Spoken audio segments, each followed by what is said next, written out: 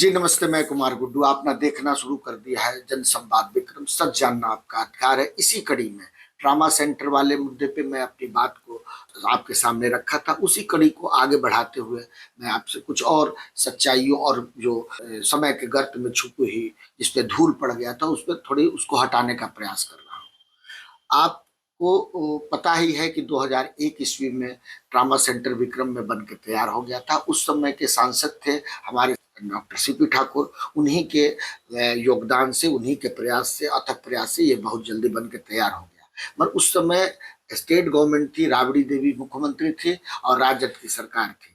तो केंद्रीय व्यवस्था ने यहाँ अपनी व्यवस्था खड़ा कर दिया, तो राज्य सरकार को ही उसे चालू करना था, जो आज भी ये साबित हुआ क्योंकि उप मुख्यमंत्री हमारे सम्राट चौधरी के दिशा निर्देश पे ये आगे कार्यक्रम प्रारंभ हो गया है। उस समय सचमुच राबड़ी देवी ने उद्घाटन को आगे बढ़ाते रहे और उसको कभी होने नहीं दिया।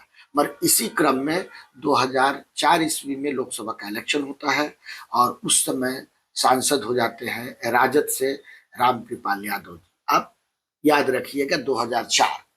और उसी अगले साल 2005 में बिहार में से स्टेट गवर्नमेंट बदल जाती है। जो राबड़ी देवी नहीं बनने दे रही थी, अब वही एनडीए की सरकार बिहार में आ गई। मगर उसी समय देखिए कि 2004 में संसदीय में हार गए सीपी ठाकुर जी और राम कृपाल जी सांसद बन गए आरजेडी के। अब फिर से केंद्र में चले गए आरजेडी वाले और राज्य में आ गए भाजपा वाले और एनडीए वाले, जदयू वाले।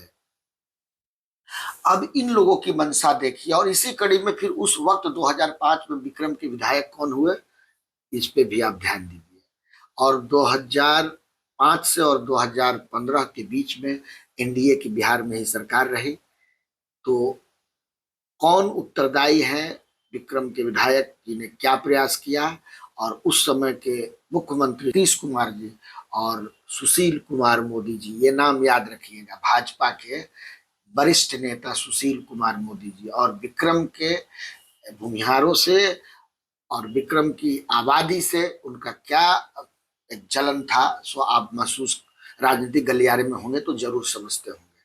और सीपी ठाकुर जी का कद बड़ा न हो, इसके लिए भाजपा के ही अंदर के लोग षड्यंत्र कर रहे थे। नीतीश कुमार को तो इसमें और मजा ही आ रहा होगा क्योंकि भाजपा के कोटे के जो उप मुख्यमंत्री हैं इस बात के लिए आगे नहीं बढ़ा रहे हैं। भाजपा के ही विधायक अपने सीनियर्स पे दबाव नहीं बना पा रहे हैं, अपनी बात को नहीं रख पा रहे हैं, न सदन में उठा रहे हैं, न सड़क में बात को उठा रहे हैं। ये बात धीरे धीरे ऐसे ही आगे बढ़ती गई, एक धूल चाटता गया और 2015 तक एनडीए की सरकार थी और उन्होंने इस पे कोई आवाज नहीं उठाया। वही रामकृपाल यादव जी जो केंद्र में चले गए आरजेडी के थे, क्योंकि आरजेडी कोटे वाले लोग विक्रम को थोड़ा सा दूसरे दृष्टि से देखते हैं, तो इसलिए भी उन्होंने अपनी बात को आगे नहीं बढ़ाया होगा।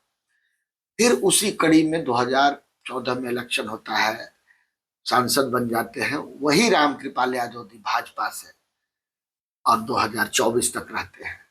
और भाजपा में आने के बाद भी उन्होंने कभी ट्रामा सेंटर की बात पे एक शब्द भी, एक वीडियो भी हो तो आप दिखा दीजिएगा, उन्होंने नहीं बोला।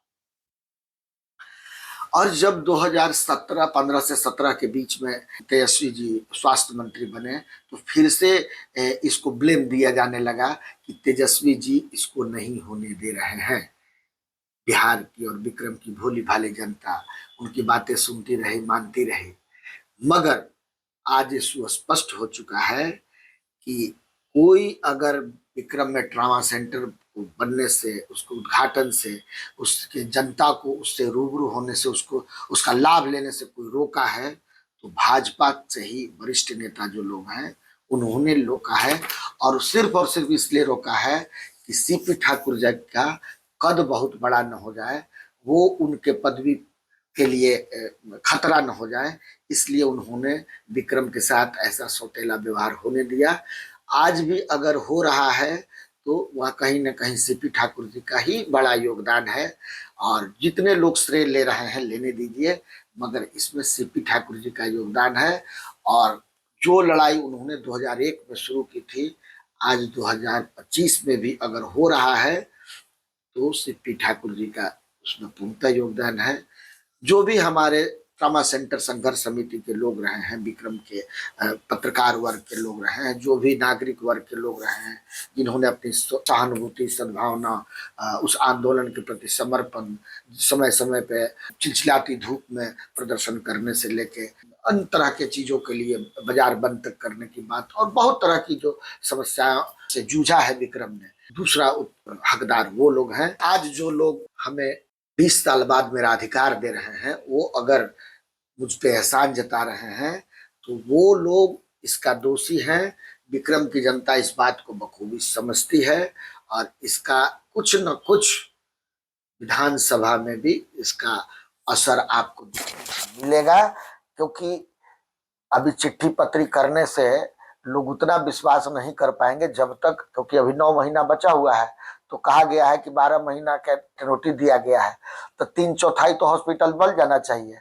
पब्लिक देखेगी, 11 नवंबर के लगभग में चुनाव होता है, तो उस समय तक बिल्डिंग का रूपरेखा 75% तक पहुंच जाती है, तब कहीं जाके विक्रम की जनता थोड़ा विश्वास करेगी।